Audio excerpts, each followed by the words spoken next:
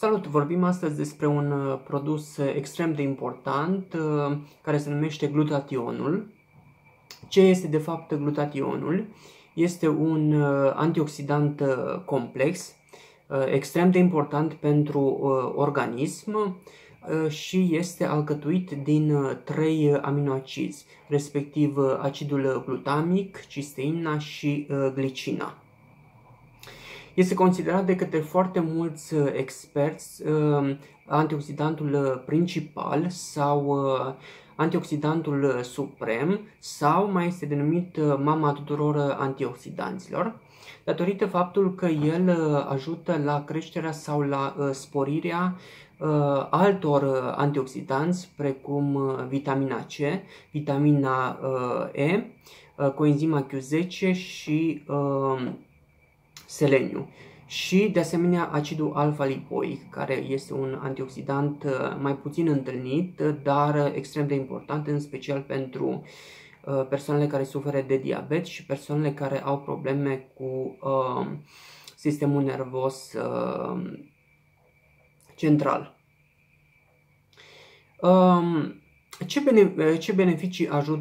Ce beneficii aduce sau la ce anume ajută glutationul organismul?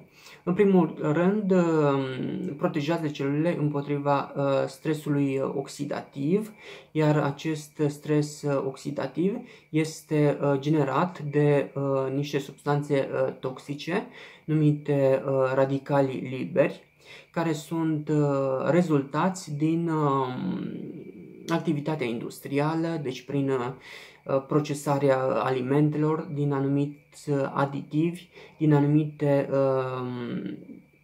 substanțe toxice provenite din sol, din noxele atmosferice și așa mai departe. Deci există foarte multe surse de radicali liberi și glutationul ajută să combată acești radicali liberi, acest stres oxidativ generat de acești radicali liberi.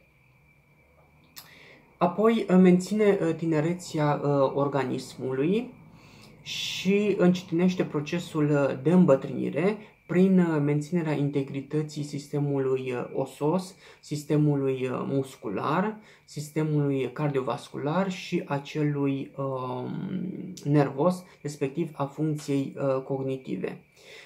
Combate de asemenea infecțiile prin sporirea imunității dobândite și înăscute. Imunitatea dobândită este cea pe care am achiziționat-o pe parcursul vieții, prin stilul de viață pe care l-am avut, prin alimentație, prin plantele pe care le-am folosit, prin activitatea fizică, prin expunerea la factorii de mediu, la soare, la apă, prin mersul desculț și așa mai departe. Iar imunitatea înăscută, ea este cea pe care am primit-o sau am preluat-o de la înaintașii noștri, de la părinți, de la bunici, străbunici și așa mai departe. Deci glutationul ajută la intensificarea ambelor tipuri de imunitate. De asemenea, detoxifică organismul, detoxifică sau purifică organismul și în special ficatul. Ficatul este al doilea organ ca și mărime, ca și dimensiune, după piele și îndeplinește până la 200 de funcții în organism. Pe lângă faptul că produce hormoni, el purifică și sângele de toxine. Deci pentru a avea un ficat sănătos și pentru a produce glutation în cantități corespunzătoare în organism, este bine să ne menținem nivelurile ridicate de glutation în organism. De asemenea, crește performanțele sportive și mai ales refacerea după efortul fizic îndelungat. După cum știu foarte mulți sportivi de performanță sau persoane care practică efortul fizic sau exercițiu fizic pentru recreere sau în mod ca și mod de relaxare, de petrecerea timpului liber. În procesul de activitate fizică este generat în organism, sunt generați în organism radicali liberi, mai ales după efectuarea exercițiilor fizice. Consumând cantități importante de glutation sau de alimente care generează acest antioxidant în organism, ne ajutăm organismul să-și refacă mai ușor rezervele după expunerea la efortul fizic îndelungat. Acum să vedem câteva modalități prin care putem să intensificăm producția de glutation în organism. În primul rând, prin consumul de alimente bogate în sulf, așa cum sunt cruciferele, respectiv varza, brocoli, conopida, gulia, ridichile, castraveții. Deci toate acestea sunt alimente care intensifică producția de glutation. Apoi, integrând în alimentație legume din familia Allium, adică usturoiul, ceapa, leurda și prazul. Deci acestea iarăși sunt alimente foarte importante. De asemenea, prin adăugarea de alimente bogate în seleniu sau consumând un supliment bogat în seleniu, în special seleniu methionină. Iar alimentele bogate în seleniu sunt nucile braziliene, tonul galben, halibutul, sardinele, însă de menționat este faptul că concentrația din alimente a seleniului depinde foarte mult de concentrația de seleniu din sol. Deci dacă în solul respectiv s-au folosit foarte mulți fertilizatori chimici sau pesticide, atunci și concentrația din aliment este scăzută. Deci este bine să pledați pentru alimente provenite din culturi ecologice sau în care s-au folosit cu moderație aceste substanțe chimice. Alte alimente care stimulează producția de glutation sunt avocado, sparanghelul, spanacul și pepenele verde sau lubenița.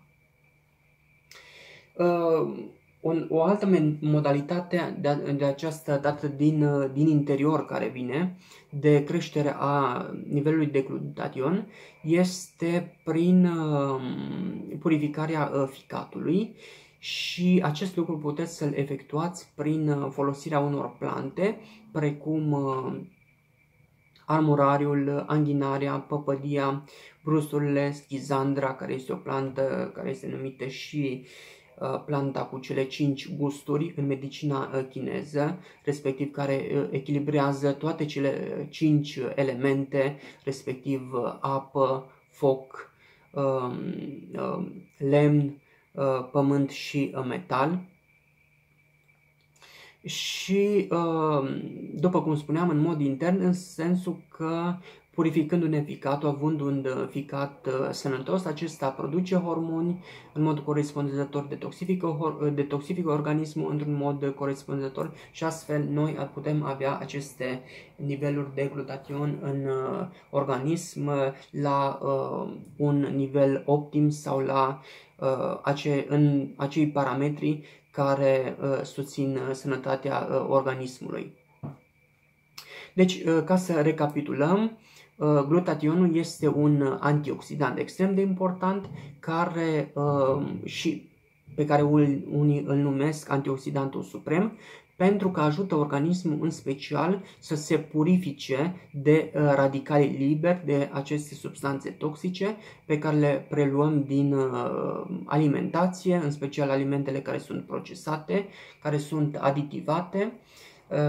De asemenea, acești radicali liberi putem să-i preluăm și din noxele atmosferice, din aerul poluat din atmosferă, cât și din apa care este provenită dintr-un sol poluat.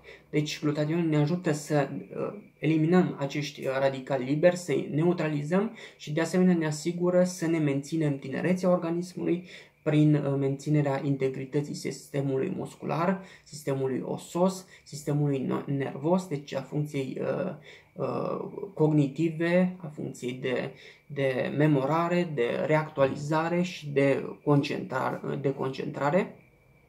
Și extrem de important este faptul că ne ajută să ne purificăm organismul de toxine, să ne purificăm organismul în general. Și, bineînțeles, acționează foarte mult și asupra menținerii sănătății pielii, adică asupra acelor straturi de sub piele. Cum vă mai puteți crește aceste niveluri de glutation? Și prin anumite scheme sau rețete pe bază de plante pe care le puteți obține apelând la anumiți medici cu competență în fitoterapie sau în apifitoterapie, prin anumite planuri pe bază de plante obținute de la fitoterapeuți sau terapeuți în terapii complementare sau alți specialiști care lucrează cu plantele și care vă pot realiza aceste scheme de tratament pe bază de plante în funcție de vârstă, de greutate, de aspectele de sănătate cu care vă confruntați și de inclusiv în funcție de temperamentul pe care îl aveți.